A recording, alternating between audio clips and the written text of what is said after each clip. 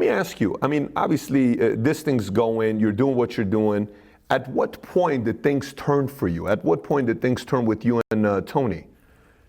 Because I know FBI got involved. They started kind of watching what you guys were doing. That never bothered me with the FBI being involved. As a matter of fact, I know it was like a security blanket.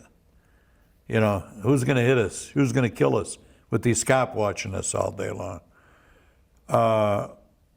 What bothered me is Tony was never contributing to our cases, like financially. Wasn't Tony's attorney Oscar Goodman that ended up being your attorney as well? He represented you, right? Yeah, he was a co-attorney. He was a co-attorney. Yeah, John Mama was my attorney. He was an advisor. Got it. That's all he did. How was your relationship with Oscar? It was good at the time, but Oscar got mad at me after I rolled, and that's his business.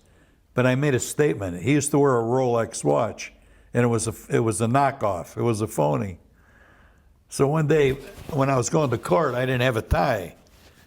So Tony said, "You got to have it." Oscar said, "Where's your tie?" "I don't wear ties. I wear sport jackets, you know." So Tony took his tie off. I said, "I don't make knots." So Oscar says, "I'll make it for you." So Oscar made the knot. And as he's making a knot, I'm looking at his watch. I said, "You got a phony Rolex on." He's because I don't want guys like you to rob me. So I said that, and it went all over the air, you know, after I rolled. So it embarrassed him.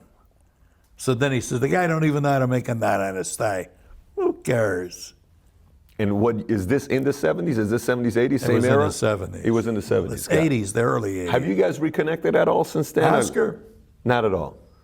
There's no need to. There's no need to. He stays away from me. When we were doing the movie, he was on the set. He used to see me. He didn't come near me. Who would ask you, the questions on the movie, who was asking you questions? I worked right with Martin Scorsese. Oh, you worked directly with... I sat in the chair right next to him. So they were asking, what questions were they asking you? How was How'd Tony? that scene how go? did this? Did he use that type of gun? Is this the way you shoot somebody? That's specific. Is this the way you break a hole in the wall? Whatever we did, you know, in real life, he asked me. So anything you've seen in that movie was directions from me. Marty sat right next to me. And how was Pesci asking you questions? What Frank asking you? Pesci did too, and so did De Niro. De Niro as well. Yeah. Got it. And they were asking you what? Frank Vincent. Just how this guy acted, their language. Like one particular scene, they called it Vig. So I told Marty, "What are you saying, Vig?" I said, "We call it juice. You know, money. Mm-hmm. You know, you collect interest as juice." And then they were saying something about, I call it merchandise, stole swag. He says something about swag in the movie. I said, "What's swag?"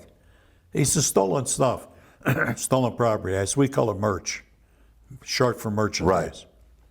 So I changed a lot of scenes. The language, another scene, Frank Vincent said, "You jerk off," he said to somebody. I said, "Oh, Marty, we never use that term. We say jag off," just like it said, jag off. So Frank Vincent had to change the scene around. Unbelievable. It's the truth. How was Pesci, by the way? How was Pesci with Pesci was all right. I got along with Pesci. Yeah? Did anybody on the set you didn't get along with? Or I got along with everybody. Okay, yeah. So it was a good experience for you. Well, I never was going to become a director or anything, you know. Sure. I thought maybe one day I would do a movie. Never became that. And I was very close with Nick Pileggi. Very close to him. He's a good friend of mine, Nick.